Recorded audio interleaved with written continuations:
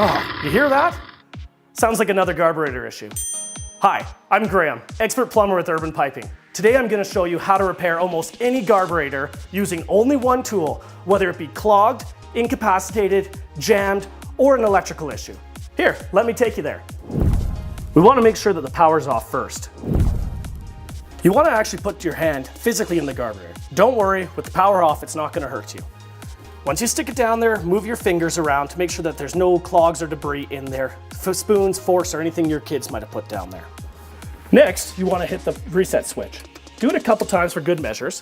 Next, take that wonderful tool that you brought with you, that special Allen key, stick it up into the center of the Garburator. Once you get it locked into place, you want to go back and forth a couple times. Make sure that anything that's stuck in the grind mechanism is thoroughly moved out of there. Lastly, hit the reset button one more time, and then everything should work. Now, if that didn't solve your problem, you're going to want to call a professional plumber.